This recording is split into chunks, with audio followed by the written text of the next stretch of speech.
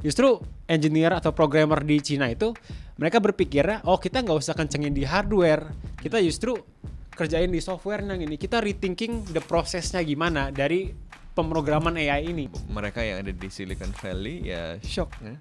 Kita ngabisin duit banyak dan kita membayangkan dengan modal yang banyak itu kemudian kita dapat mengakumulasi modal lebih banyak lagi karena memonopoli teknologi ini. Tiba-tiba ada orang bikin lebih murah dan bagi-bagi pula. Kalian bisa bikin loh, kalian bisa bikin loh, kalian bisa bikin loh gitu kan. Selain soal teknobrus yang kaitannya sama monopoli kapital, zero to one ethics tadi, ada yang kaitannya sama ya kompetisi, great power rivalry, ya power accumulation. Dan untuk itu Demokrat dan Republikan sama gitu karena mereka kemudian melihat China sebagai revisionist power dan tiba-tiba revisionist powernya punya teknologi yang dibayangkan tadinya dimonopoli oleh Amerika Serikat. Gitu. Apa nih sekarang? Ini gue pertanyaannya ke ChatGPT. Siapa yang akan menang dalam AI race? Amerika Serikat atau China? Jawabannya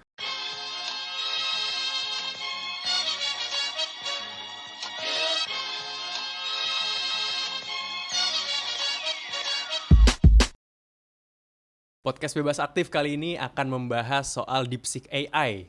AI yang mengguncang Amerika Serikat dan kabarnya akan menyaingi ChatGPT. Dan banyak yang bilang, media yang bilang bahwa ini akan jadi seperti space race di zaman Perang Dingin. Ada Ikhlas dan Mas Sofwan di sini, tentu saja bersama gue Raffi. Gue mau mulai dulu dari fakta di lapangan gitu. Karena ini gue merasa ini sangat-sangat cepat. Karena ini DeepSeek baru muncul 20 Januari, nggak lama setelahnya ada banyak saham yang turun, terutama yang terkait dengan AI. Yeah. Mungkin singkatnya ada kepanikan di pasar AI di Amerika Serikat terutama gitu. Apa yang terjadi? Apakah mereka merasa terancam dengan adanya DeepSeek atau this is something ya biasa aja, inovasi biasa aja gitu? Ya, menurut gue dari DeepSeek, sebuah artificial intelligence secara spesifik itu kan LLM ya, large language model. Jadi dia emang text based, dan dia bersifat generatif, artinya dia menghasilkan output baru gitu. Karena kan AI itu ada banyak jenisnya. Tapi kita dalam hal ini bicaranya artificial intelligence yang generatif gitu. Khusus LLM. Nah, ini membuat kepanikan. Tentu karena dari DeepSeek itu kemunculannya yang mungkin bukannya tidak diketahui ya, tapi tidak terlalu diantisipasi oleh leading AI companies di Amerika, ya OpenAI, Gemini, Google gitu kan dan lain sebagainya. Nvidia itu juga. Nvidia, jadi kan ada banyak aspeknya. Tapi kalau dari yang punya AI-nya, aplikasinya gitu, chatbotnya, itu kan yang seperti itu gitu, model-modelnya, yang punya modelnya gitu.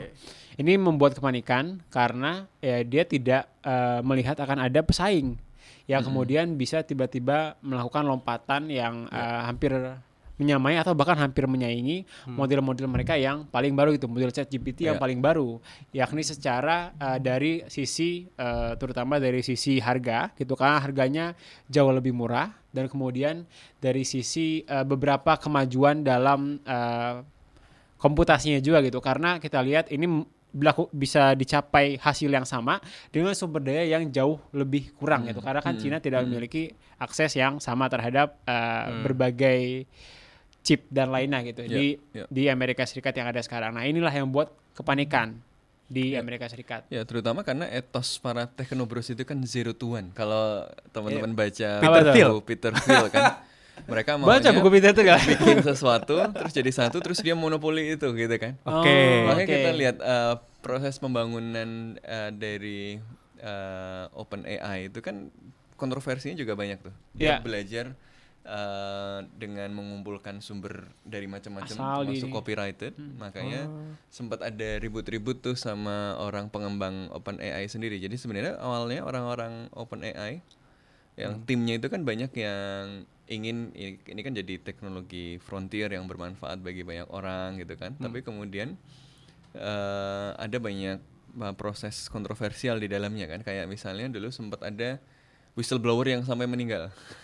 Jadi Suchir Balaji, Suchir apa Sukhir Balaji, itu pernah nulis bahwa OpenAI yang kemudian dia di-train dengan menggunakan copyrighted material secara tanpa menggunakan izin itu sebenarnya bertentangan dengan konsep fair use gitu. Karena ya dia ngambil dari mana-mana gitu kan, dan nggak pakai izin nah ini mungkin kontroversi juga di perdebatan soal etika dan hukum copyright, tapi yang kemudian menjadi semakin kesannya monopolistik adalah dan menggambarkan etos kapitalisme yang paripurna adalah prinsip 0 to 1 tadi. Jadi setelah jadi nih, dia maunya jadi satu-satunya, dia nggak mau yang lain naik. Makanya kemudian dari open yang kemudian bisa diakses banyak orang, namanya aja open AI gitu ya. Itu kemudian dari non profit menjadi for profit, lalu dikuasai oleh si elit-elit teknobros ini gitu kan. Tapi sebenarnya banyak kan kalau di Amerika tuh banyak open AI doang. Betul. Ya, Elon Musk juga punya XAI gitu. Ada ya. Tapi ini kan menggambarkan ya memang etosnya adalah kompetisi, dan mereka membayangkan kompetisinya di antara antar kapitalis itu kan juga saling berkompetisi gitu loh. Antara yang udah gua kenal gitu lah nih. Yang sama-sama yang beroperasi dengan cara berpikir yang sama gitu kan. Tapi kemudian ada sesuatu yang muncul di luar ekosistem itu dengan biaya yang jauh lebih murah dan tidak menjalankan etos Silicon Valley. Iya, itu Silicon Valley-nya itu kan, gue udah kembangin ini duitnya banyak, gue monopoli, yang lain nggak masuk gitu. Tiba-tiba ada orang ngembangin dengan biaya lebih murah, berapa? 600 juta $6 juta. $6 juta bahkan $6 juta aja gitu. Kliennya ya tentu saja. Lebih murah dan dibuat open source. Jadi orang bisa kemudian lihat dan menggunakan itu untuk banyak kegunaan yang lain gitu loh. Bisa direplikasi gitu. Jadi jadi dia secara etos, secara etika, value gitu ya, itu kemudian menjadi sesuatu yang sangat bertentangan sekali. Ini kayak Windows dan Linux lah kira-kira gitu kan. Jadi tiba-tiba muncul dengan etos yang berbeda, lebih murah. Sementara open AI, sementara ya teknologi AI ini kan dianggap sebagai sesuatu yang akan menentukan banyak hal ke depan. Dia kan menjadi core dari Internet of Things. Dia adalah inti dari teknologi-teknologi yang memungkinkan misalnya antar alat ini bisa saling ngomong satu sama lain. Dia adalah sesuatu yang bisa memfasilitasi Industrial Revolution 4.0. Itu salah satu core-nya adalah AI itu, karena nggak butuh orang lagi, karena mesinnya bisa belajar sendiri gitu kan. Nah itu yang kemudian membuat AI ini kan digadang-gadang sebagai teknologi frontier yang akan menentukan tadi siapa yang akan mengakumulasikan kekayaan gitu ya. Misalnya ya dengan kan pasti di pikirannya, kalau di pikiran Silicon Valley adalah 0 to 1 tadi, dengan gue kuasai teknologi ini dan dibuat tidak open source, ya kan artinya setiap orang yang akan menggunakan itu akan bayar ke gue, dan gue mengakumulasikan kapital di situ gitu. Itu satu. Yang kedua, akumulasi power bagi negara yang menjadi tempat di mana inovasinya itu terjadi, ya berarti semua orang akan tergantung pada teknologi yang core-nya ada di gue gitu kan. Dan itu akan menciptakan keunggulan material di dalam relasi ekonomi global, dan ya tentu saja di dalam relasi teknologi yang lebih besar lagi, dan itu artinya supremasi politik juga gitu kan. Makanya ini kenapa sangat shocking, karena tiba-tiba muncul dari tempat yang lain yang membuat imajinasi soal monopoli, baik monopoli pasar maupun monopoli teknologi yang kemudian berarti power tadi, itu ternyata bisa ditembus oleh sesuatu yang lain gitu, yang nggak diperkirakan tiba-tiba ada di situ gitu. Padahal ini teknologi sangat penting bagi masa depan gitu. Nah itu yang menarik, kelas etos Silicon Valley mungkin nggak ada di China. Terus teknologinya juga, nih kalau gue harus baca ini karena sangat teknis. China itu nggak punya akses ke GPU terbaru Nvidia H100 yang dilarang diekspor ke sana. Maksud gue adalah sumber dayanya sangat terbatas, tapi ternyata bisa menelurkan teknologi inovasi yang rasa-rasanya lebih efisien dan lebih efektif. Itu apa? Kenapa bisa gitu? Nah ya, jadi itu sebenarnya hal yang menarik ya, karena beberapa orang juga bahkan kaget ngelihat katanya ini DeepSeek model terbaru ini cuma side project yang dijalaninnya cuma 2 bulan doang gitu. Nah, tapi mungkin dari itu kita lihat dulu ya dari grafik perkembangannya. Nah ya, jadi kalau kita lihat kan sebenarnya gak cuma 2 bulan terakhir ya model terbarunya yang hampir menyamai itu model DeepSeek R1, tapi sebenarnya perjalanannya juga sudah cukup jauh ya, udah hampir udah setahunan dikembangkan DeepSeek ini oleh ada venture fund. Tapi ChatGPT itu dari tahun berapa ya? ChatGPT itu boomnya 2023, boomnya 2023. Oh ya, oke. Ini teknologi baru. Teknologi baru. Jadi not too far behind sebenarnya, not too far behind. Dan DeepSeek juga bukan satu-satunya di Cina ya. Tapi yang pasti tadi seperti lu bilang, restriksinya di Cina adalah dia ini kan kebijakannya dari Joe Biden ya, untuk Amerika Serikat untuk bisa mempertahankan technological lead-nya, dia membatasi apa yang bisa dari restriksi ekspor gitu ke Cina sebagai strategi kompetitornya. Memang cuma bisa diambil dari Amerika Serikat berarti. Iya, kan emang semiconductor.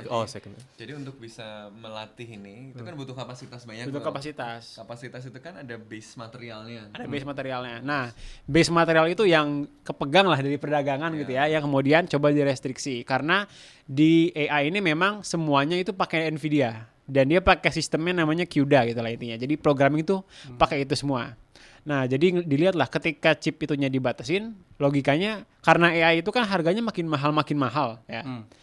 Sampai terakhir dari Trump itu juga mencetuskan project Stargate gitu kan. Akan mendanai 500 billion berarti 500 miliar ya. 500 miliar US dollar untuk AI aja gitu. Nah, jadi itu kelihatan bahwa kalau nggak ada akses ke ini harusnya nggak bisa. Nah, tapi ternyata kalau dari gue sepahamnya dan kayak banyak orang juga sependapat, justru restriksi itu yang kemudian mendorong Cina untuk berinovasi. Nah, karena yang pasti kita tahu satu, Cina itu tidak terkonfirmasi menggunakan chip Nvidia yang terbaru gitu. Namanya juga dilarang ekspor. Nah, jadi dia pakai chip Nvidia yang lama gitu. Nah, dan kemudian dengan chip Nvidia yang lama tersebut yang tentu lebih lambat gitu, kayak kita gaming pakai laptop 2015 buat game 2024 gitu kan. Itu nggak bisa gitu, susah. Nah, tapi kemudian karena keterpaksaan itu, justru engineer atau programmer di Cina itu mereka berpikirnya, oh kita nggak usah kencengin di hardware, kita justru kerjain di software yang ini, kita rethinking the prosesnya gimana dari pemrograman AI ini. Karena kan kalau di barat, ya di Amerika Serikat itu mikirnya prosesnya udah established kayak gini nih. Dan kita bisa minta uang lebih banyak lagi 100 billion, 200 billion, 500 billion dilayanin gitu kan. Nah, karena dianggap strategis juga. Karena dianggap strategis juga. Tapi dengan restriksi yang ada di Cina justru karena keterpaksaan itu dia bisa menelurkan proses berpikir, proses pemrograman.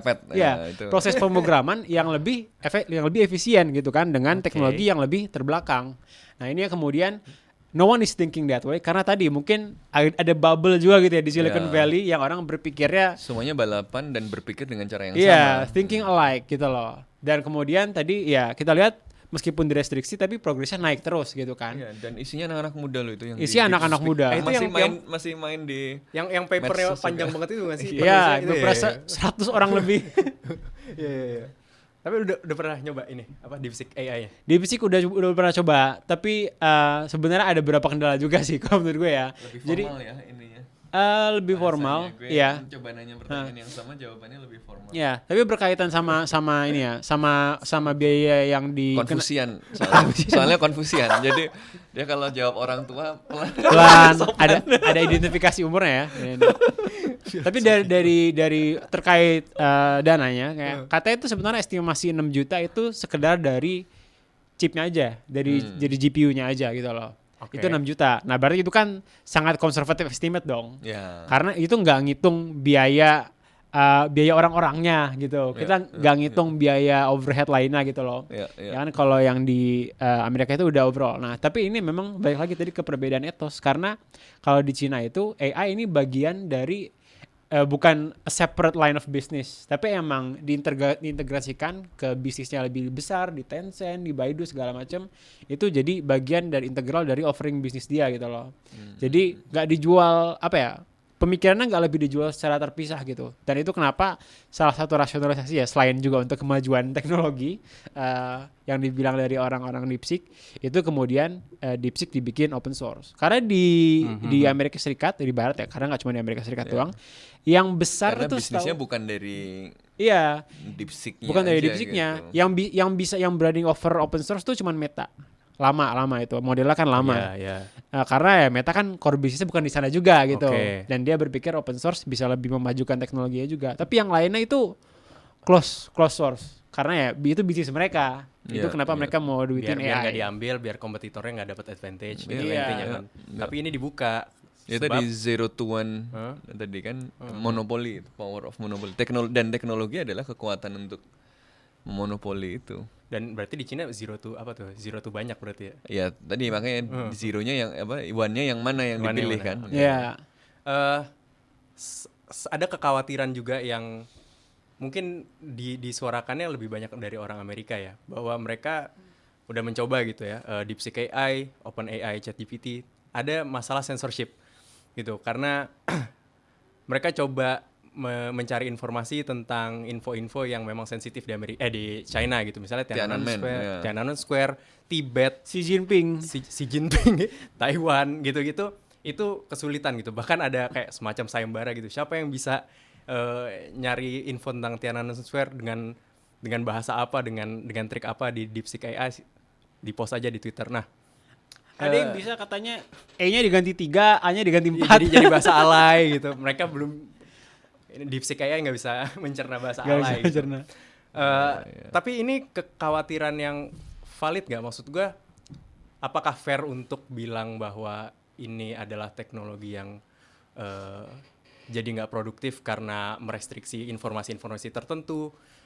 Jadinya yang OpenAI, ChatGPT itu jauh lebih bagus karena lebih open terhadap informasi di Amerika Serikat karena liberal gitu. Nah, gimana? Semua teknologi itu tidak ada yang berada di ruang vakum. Iya, betul. Ya bahwa DeepSeek kalau ditanya soal Xi Jinping mirip panda atau enggak gitu. Atau misalnya ditanya soal Tiananmen Square ya mungkin karena dia feedernya dan seterusnya itu ada di lingkungan yang tunduk pada satu hukum tertentu misalnya ya mungkin ada keterbatasan di situ. Tapi ChatGPT kan juga begitu kan, kalau ditanya tentang beberapa hal kadang-kadang kan dia juga menghindar gitu kan. Ini adalah kompleks and tentang Palestina ini difficult issue dan seterusnya gitu ya. Pinter ngelak juga. Karena ya tergantung yang yang kemudian dia serap dalam proses pembelajaran itu language modelsnya kan, yang large language models kan pada dasarnya keduanya dia belajar dengan kemudian memanfaatkan input-input yang ya kemudian dia serap terus menerus gitu. Dan bagaimana si pembuatnya kemudian melakukan fine tuning, mana yang dipelajari, mana yang tidak, mana yang di-exclude, mana yang dimasukkan gitu kan. Tapi menurut gue concern itu antara ya dan tidak. Ya mengingatkan kita bahwa DeepSeek, dan tidak hanya DeepSeek tapi semuanya itu tidak muncul di ruang vakum. Jadi semuanya ya harus dilihat selalu dengan critical. Kita tidak boleh let machines run the world kan gitu. Kita kita tidak berharap ya di masa yang akan datang kita akan hadir dalam situasi sebuah teknokrasi. Ini mimpinya kakeknya Elon Musk katanya kan. Tekno-utopia. Iya, jadi di mana yang menguasai dunia adalah para teknobros. Kayak banyak bicara soal meritokrasi dan seterusnya gitu. Orang pintar aja yang mikir gitu. Goblok nggak perlu mikir gitu. Udah kalian terima aja gitu. Tapi kan kita nggak bisa percayakan sepenuhnya pada manusia dan mesin, dan pada mesin atau orang-orang yang mengklaim menguasai mesin itu karena mereka menganggap diri lebih pintar dari yang lain gitu. Itu satu. Tapi jadi harus terus kritikal dan harus menjamin dan harus memantau ini ya, seperti kemarin ada whistleblower-nya, ada upaya-upaya untuk mendorong bahwa ada perlindungan terhadap publik ya, dengan berkembangnya AI ini. Itu satu. Tapi kemudian kedua, juga concern itu juga menggambarkan sedikit banyak denial. Tiba-tiba ada orang lain bisa yang gue mau monopoli gitu loh. Jadi tapi ini nih. Jadi dicari-cari aja kesalahannya gitu. Jadi ini ya benar dan enggak gitu ya, bahwa ada concern ya, tapi di sisi lain ya ada denial juga di situ gitu. Orang masih mereka yang ada di Silicon Valley ya shock ya. kita ngabisin duit banyak dan kita membayangkan dengan modal yang banyak itu kemudian kita dapat mengakumulasi modal lebih banyak lagi karena memonopoli teknologi ini. Tiba-tiba ada orang bikin lebih murah dan bagi-bagi pula. Kalian bisa bikin loh, kalian bisa bikin loh, kalian bisa bikin loh gitu kan. Nah kan jadi nggak ada harganya lagi. Maksudnya sesuatu teknologi itu kan jadi sesuatu yang membuat lu kaya kalau lu bisa memaksa orang lain membayar untuk teknologi yang lu punya. Tiba-tiba ada orang bagi-bagi, kalau lu mau bikin itu ya kayak yang itu mungkin nggak sebagus itu sih, tapi lu bisa kembangin sendiri gitu. Iya, ini link drive-nya nih. Gitu jadi wow gitu. Jadi ya mengganggu sekali gitu kan. Mengganggu rencana akumulasi kekayaan gitu. Jadi ya wajar denial, wajar marah gitu para kapitalis ini, atau yang kemudian melihatnya dari persepsi bahwa ini teknologi frontier yang strategik yang merupakan akumulasi power, ya berarti ada shift dalam akumulasi power ini dong gitu. Tadinya misalnya gue melihat bahwa ini teknologi yang gue dominasi, tiba-tiba ada kekuatan lain rival pula. Yang dilihat sebagai potensi ancaman pula yang kemudian bisa mengembangkannya dengan lebih murah gitu. Makanya kan mereka kemudian menyebutnya, makanya kalau gue bilang ini denial, kenapa? Karena ini kan sepaket dengan denial yang lain, dari yang rasional dan justified sampai yang nggak justified. Sampai ada yang xenophobic ya kan, ada yang ini karena Cina begini gitu ya, karena Jon Stewart bilang kalau DeepSeek AI ini bisa muncul karena labor laws di China sama represi human rights di China dimungkinkan oleh itu. Tapi kalau labor rights dan represi itu menciptakan inovasi, Indonesia nggak punya. Makin banyak orang ditarik ke tambang aja. Kita berinovasi di dalam membuat lautan menjadi daratan. Itu bisa tuh. Dalam mengkafling ini. Tapi menarik yang bilang Jon Stewart gitu. Jon Stewart ini kan bukan tokoh tech bros, bukan seorang republikan, dia liberal, demokrat, cukup kritis, cukup kan anti Cina itu gitu. kan bipartisan. Makanya tadi selain soal teknobrus yang kaitannya sama monopoli kapital, zero to one ethics tadi, ada yang kaitannya sama ya kompetisi, great power rivalry, ya power accumulation, dan untuk itu Demokrat dan Republikan sama gitu, karena mereka kemudian melihat China sebagai revisionist power, dan tiba-tiba revisionist powernya punya teknologi yang dibayangkan tadinya dimonopoli oleh Amerika Serikat gitu loh. Tapi jadi terus ada yang nyebut apa? Sputnik moment. Tapi ini problem ya itu nih, menunjukkan mentalitas Amerika Serikat gitu. Bahwa Amerika Serikat itu masih melihat dunia dalam kacamata perang dingin, dan Cina itu Uni Soviet baru gitu. Makanya kemajuan teknologi di sana semuanya dianggap sebagai ancaman, bukan sebagai peluang gitu. Padahal kan Amerika Serikat sebenarnya bisa dapat manfaat juga publiknya gitu kan. Bahwa para teknobros itu kehilangan kesempatan memonopoli, tapi publik mungkin diuntungkan loh. Gitu. Orang-orang yang pegiat teknologi yang Linux gitu, yang grassroots gitu ya mungkin malah seneng gitu loh. Iya kan? Yang bukan Silicon Valley pendukung Donald Trump gitu kan. Sekarang Silicon Valley itu kan irisannya sama pendukung kan dapat jatah menteri Mas. Jadi datang semua pelantikan itu luar biasa. Terus duduk depan lagi. Row kedua dari depan. Nah, menunjukkan betapa pentingnya. Menunjukkan tadi mentalitas perang dingin. Jadi Amerika Serikat itu secara bipartisan melihat dunia dalam kacamata masa lalu gitu. Which is menurut gue nggak bagus. Karena kemudian membuat imajinasinya terbatas gitu. Karena kemudian setiap ada kejadian yang dilihat, ini Sputnik moment gitu. Ini kayak Sputnik moment itu kan kayak ketika Soviet kemudian mengirimkan Sputnik gitu ya, pertama kali keluar angkasa gitu, yang kemudian memicu space race gitu ya, yang berakhir Neil Armstrong Apollo gitu Apollo ya. Tapi kemudian mendarat di bulan, ditolak oleh para pendukung flat earth. Ini menarik juga gitu, ada yang bicara Sputnik dan teknologi. Pendukungnya Trump ini spektrumnya kan? Ada tech bros yang kayak gitu, tapi ada orang yang nggak percaya bumi bulat gitu. Jadi it's so interesting to see. Kemarin sempat ramai soal visa 1B ya. Oh iya, nah H1B. Nah ini apa? H1B visa. H1B itu visa buat kerja di Amerika Serikat, yang mana itu juga bisa lead to citizenship. Tapi jadi gengnya Technobros itu mendukung perpecahan di H1B. Iya, kan tapi Trump anti imigrasi ya, brandnya ya. Iya. Tapi Techbros ini kan secara butuh sumber daya dari luar ya. Ini fact but Indians, Chinese and everything. Yang pinter yang gitu. Dia emang pinter. Yang nggak boleh yang ilegal aja gitu. Okay. Nah, tapi terus orang Amerikanya yang America first-nya ngomong, "Yo, kamu meremehkan Amerika." Iya, emang harus Amerika dong. Ya, tapi mereka berantem di dalam Amerika. Iya, makanya kemarin sebaiknya ditonton aja gitu. Kenapa dipilih gitu. Nah, tapi juga selain Sputnik moment, dulu kalau teman-teman ingat pas COVID itu ada lagi mentalitas ini yang kelihatan pakai istilah lain, Chernobyl moment. Apa lagi tuh? Pas Wuhan itu kejadian itu dulu pembahasannya adalah Chernobyl moment gitu. Jadi saya kelewat. Emang mentalitasnya itu melihat semuanya ke masa lalu gitu, melihat masalahnya ke Soviet, bahwa ini ada persaingan antara Amerika Serikat dan Soviet yang kemudian dia kontekstualisasikan ke hari ini dengan Amerika Serikat dan Cina. Jadi kemajuan apapun di Cina itu kemudian dilihat dalam konteks Great Power Rivalry tersebut gitu, bahwa ini Cina jadi punya power nih gitu ya. Nah, kelas itu kan dari sisi Amerika. Bagaimana dari sisi Cina? Karena dari segi timing ya.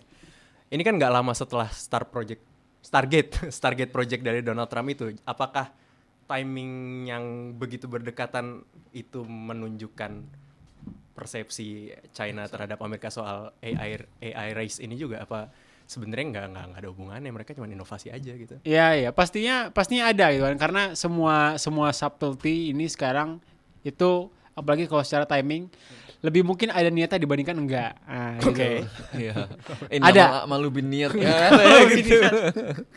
Ini ya jadi ini. Nah iya, tapi benar bahwa ada itu, karena kan ini sama yang dibilang Mas Mas tadi, ini kontras banget gitu kan antara dari Techbros dan Trump ini yang kemudian mau memobilisasi 500 billion untuk AI, dengan Cina ini yang ngasih gratisan gitu kemana-mana. Jadi ini ya kayak slap in the face sebenarnya buat Amerika Serikat, bahwa sebenarnya ya bikin AI itu nggak harus mahal itu, dan kemudian ya nggak cuma lo doang yang bisa. It's a way of saying that, meskipun masih banyak kekurangan, tapi it's a way of saying that gitu. Tapi kalau dari publik sendiri melihatnya harus dengan kacamata itu juga kah? Atau kita kalau publik diuntungkan dong. Iya, kalau dengan kompetisi. Dengan kompetisi dan dengan open source. Oke. Ya, artinya semua orang kemudian bisa punya akses ke pengembangan itu. Tanda akan banyak teknologi-teknologi baru yang bisa kita gunakan. Kan DeepSeek ini ngasih cara membangunnya lah kira-kira orang lain. Jadi orang lain itu kemudian nanti bisa bangun. Termasuk tadi misalnya concern soal kalau DeepSeek ditanya Tiananmen jawabannya sensor. Ya tapi kan si DeepSeek ngasih modelnya, lu bisa bangun, bisa disesuaikan sendiri aja dengan model itu tanpa harus bikin language model sendiri yang kemudian ya udah tinggal bangun dari yang dibagiin sama DeepSeek, bikin yang tanpa sensor gitu. Yang disensor adalah pertanyaan soal makan bergizi gratis misalnya atau apa, nah itu. Ya, nah, tapi Garuda AI. Tapi benar, menariknya itu. Katanya orang kebanyakan negara justru pengen ada kayak DeepSeek gitu. Maksudnya ada yang bisa disensor gitu. Iya. Jadi negara-negara ya.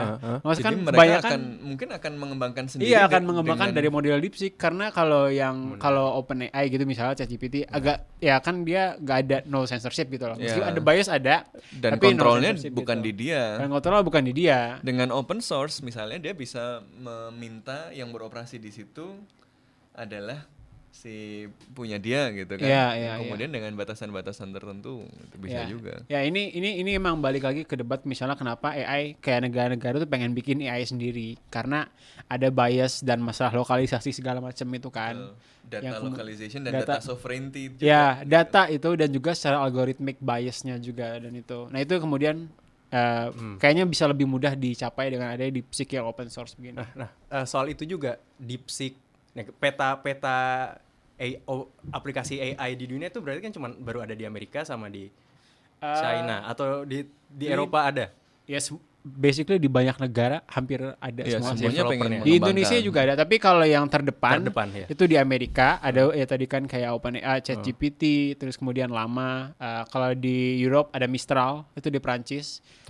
Sama kalau di Cina ada ya DeepSeek sama Qwen Alibaba. Ya, baru ada versi terbarunya ya. Versi terbarunya. Nah, pertanyaan gue adalah sejauh mana peran negara-negara tersebut gitu ya, mungkin dalam hal ini Amerika dan Cina mengenable inovasi ini mungkin akan berbeda gitu approach-nya.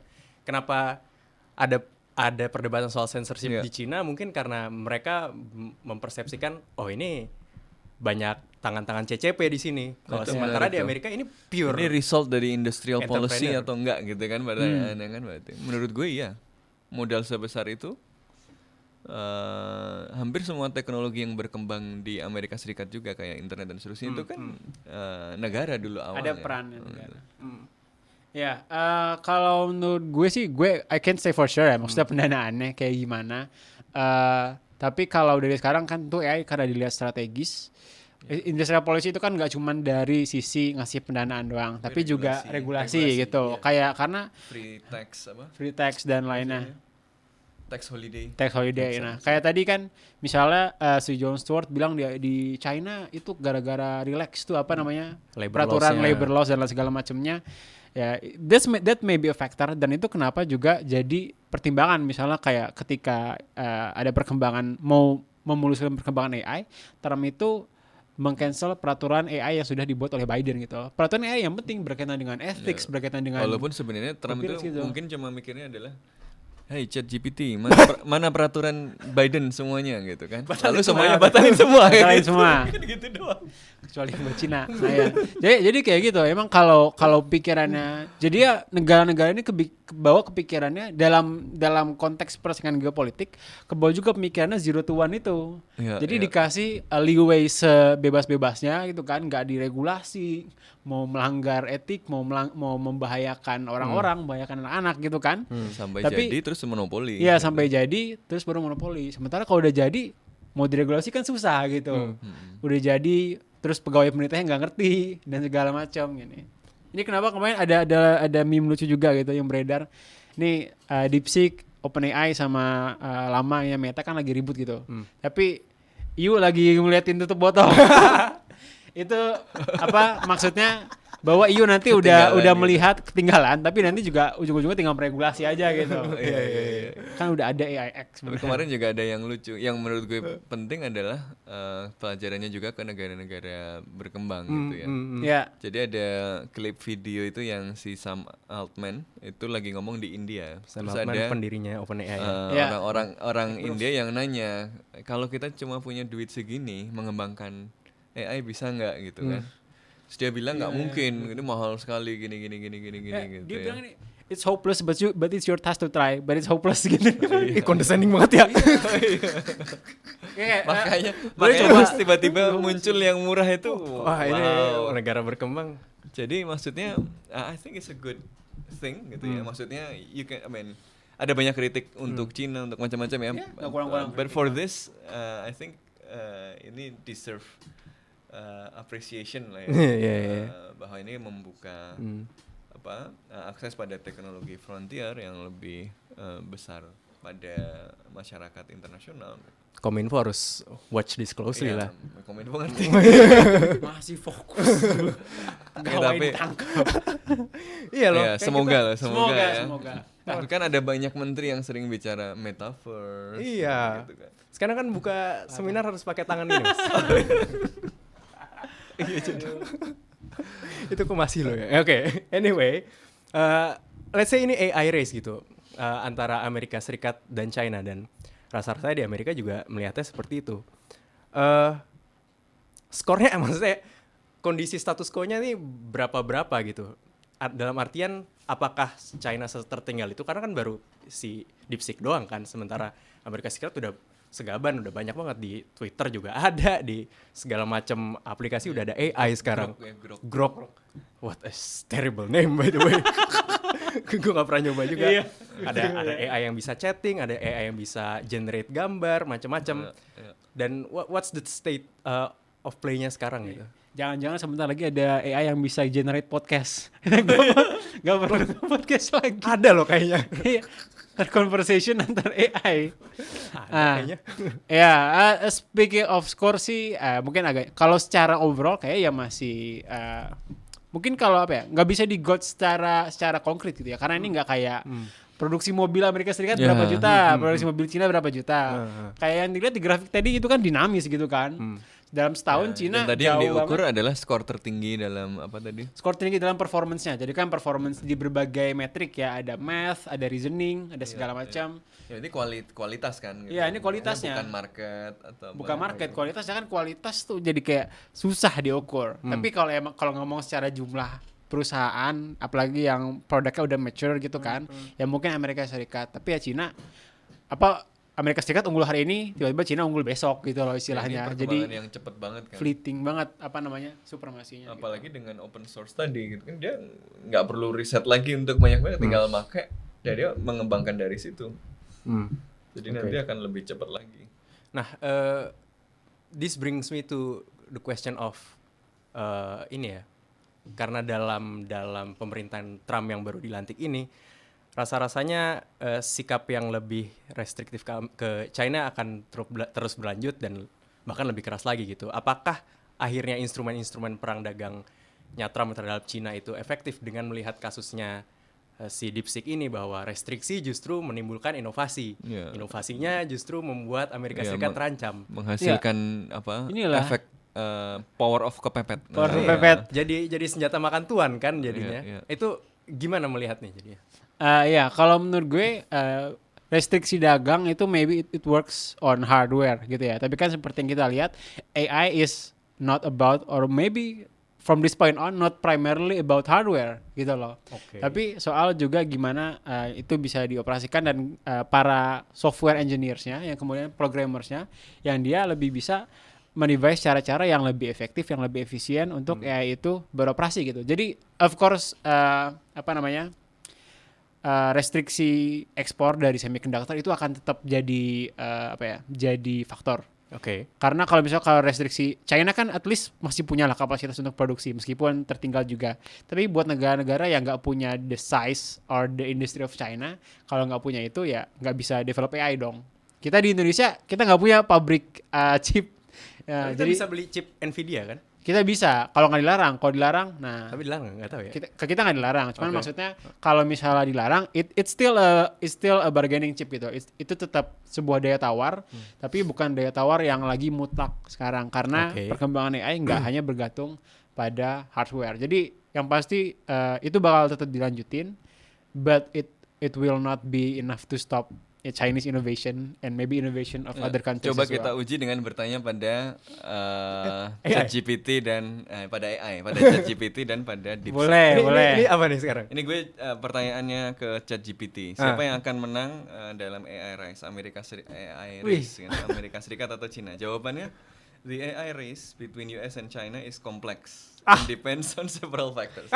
Biasa banget jawabannya si ChatGPT, sering banget gini. Complex and depends on several factors, including talent, investment, infrastructure, regulation, and geopolitical strategy. US strength-nya ada leading AI research, kampus-kampus ya, top universities, tech giants, OpenAI, Google, Microsoft, Meta, Nvidia, drive innovation, venture capital, jadi ekosistem investasinya. Allies and partnership, kolaborasi dengan Eropa, Jepang, dan negara-negara demokratik lain. Lain ini ChatGPT. Itu bias banget loh. Itu bias, dia punya value. Dia punya value. Itu bias real. ChatGPT ya kan, berarti kan ChatGPT juga nggak dalam suasana vakum gitu kan. Lalu China's strength, government support, langsung government support kan. Massive data advantage. Demokratik. AI deployment di smart city, surveillance dan industri. Jadi ada image tertentu tentang China. Sama manufacturing dominance. Kemudian key battlegrounds, AI chips and hardware, large language models, military and national security, dan regulation and ethics. Nah, sekarang kita lihat DeepSeek. DeepSeek. Itu kalau jadi jawaban ujian gitu tembus terus kayaknya. Kemarin kayaknya overload deh. Iya. Saya juga ngecek kayak the server is overload dan pertanyaan gue nggak sensitif gitu loh. Iya. Ini baru ada soal biaya, servernya nggak cukup besar atau gimana. Kayak kemarin juga ada concern soal data privacy kan, katanya ini teknologinya tuh nyolong dari mana itu. Ya itu kan kata OpenAI sekarang ya. Apa namanya? Kata OpenAI sekarang dia replikasi. Itu yang ngomong OpenAI ya? Iya. Okay.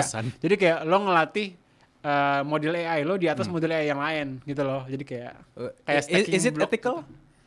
Ya dari it may not be legal nggak tahu ya. Kan OpenAI close source ya. Jadi harusnya people doesn't have the source code gitu loh.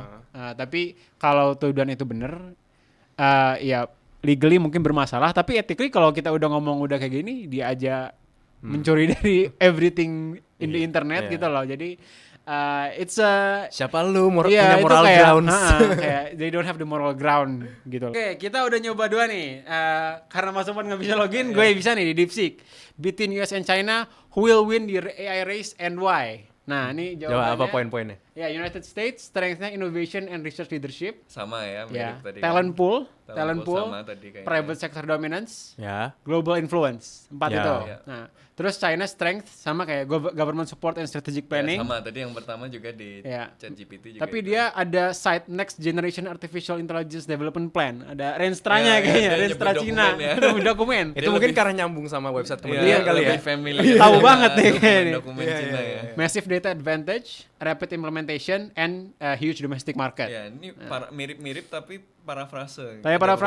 Dan yang beda tadi datanya agak lebih dalam ya. Tapi dia nambahin ada challenges for both countries. Keren. Katanya US itu fragmented government support compared to China's centralized approach. Nah ini menarik nih. Berarti kan ada biasnya masing-masing. Ada bias. Kan? Centralisasi yang lebih efektif. Tadi ada yang nyebut demokratik.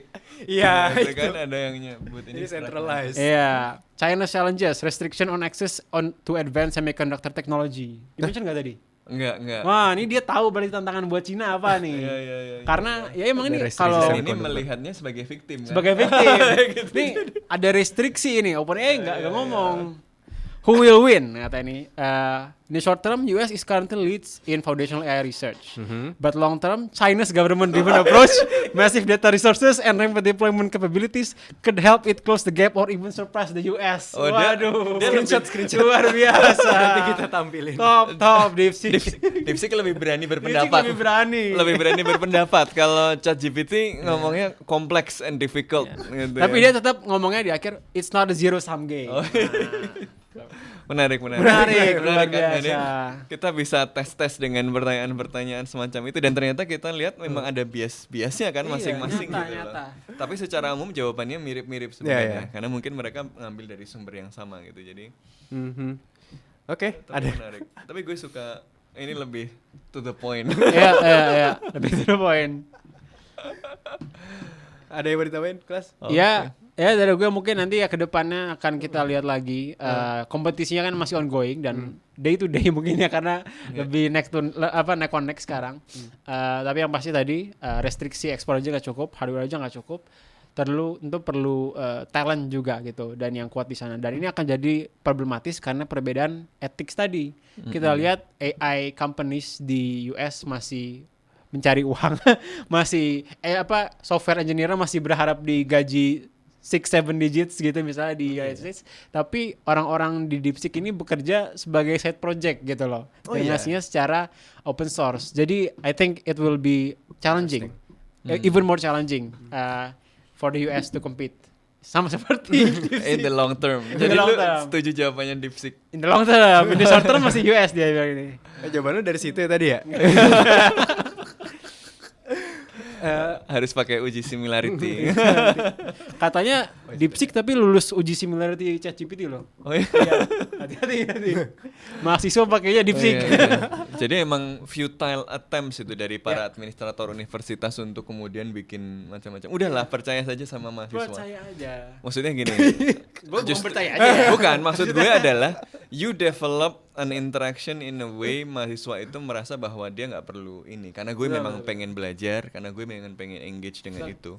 So you don't need to memulai interaksi dengan mahasiswa itu dengan interaksi ketidakpercayaan. Lu bakal curang. Enggak. We are in the classroom untuk engage sebagai manusia, bukan sebagai mesin. Nah itu kan yang penting. Mantap. Thank you Mas Sofan, thank you Ikhlas. Thank you para pendengar, percakapan yang menarik kita pantau terus. Kita ketemu lagi di Podcast Bebas Aktif episode selanjutnya.